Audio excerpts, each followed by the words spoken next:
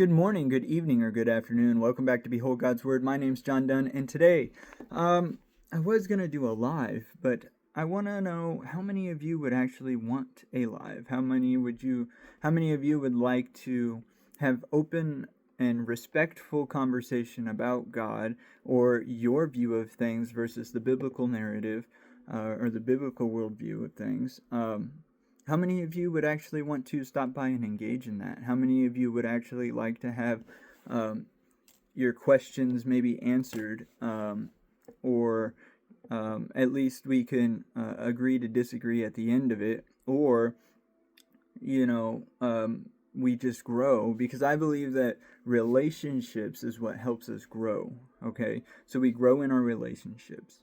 And so if we're yelling and screaming at each other and trying to put each other down or make each other feel stupid or whatever it is, we're not growing. We're not becoming better human beings. We're not trying to figure out what the truth is and what is the truth, So I believe in open discourse. I believe in having conversations, having some tough questions answered, and even if I don't know the answer, being able to write those down and do my own studies so that we can figure out the truth and figure out what everything means, right? And so if you've been following me, or maybe you're new, so I'm a firm believer in Jesus Christ. I believe he is the King of Kings, the Lord of Lords. I believe he is part of the Trinity, and that there's three persons in one God, and I believe that God created everything, and that the Bible is the truth, and the Bible is the final authority for things of God.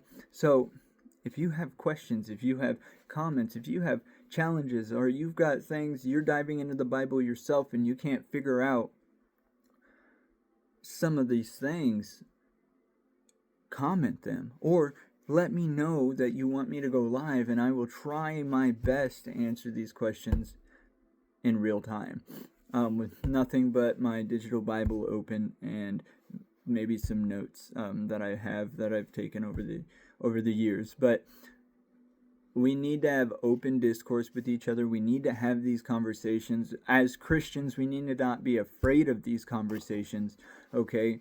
And we need to invite people in. Jesus sat with sinners and tax collectors, but he didn't become a sinner or anything like that. But he sat with them so that they could see grace. And so if we're sitting here yelling or trying to put down those who disagree with us, then we're no better than they are. We could never be better than they are, because we're all sinners. None is righteous, no, not one. For all have sinned and fall short of the glory of God. The Bible tells us that. And so we've got to sit with them. We've got to hear them out. We've got to see things from their perspective and then give them our response. But we can't be afraid to have these conversations. We can't just be, like, oh, get off my property or whatever it is. We've got to sit with them. Relationships are what lead people to Jesus.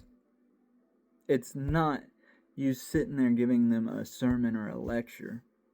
Some of them have real tough questions that they've been thinking about, maybe for years.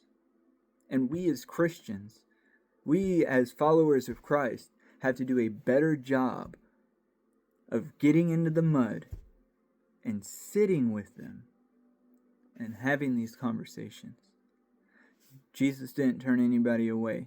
I won't turn anybody away. If I don't know the answer, I'll tell you. But that is what I want to know. Do you want me to go live so that we can do this real time? Or you can comment on this video or any of my other videos, your questions, comments, concerns, your challenges, and I'll make a video about it, answering it to the best of my ability. I am not perfect and I am not God. So I might answer it imperfectly, and I ask for your forgiveness ahead of time. But I will do my best to give you the best possible answer that I can give. So thank you guys so much for staying with me. I hope you have an amazing and blessed day, and we'll see you next time. But until then, be blessed, and we'll catch you then.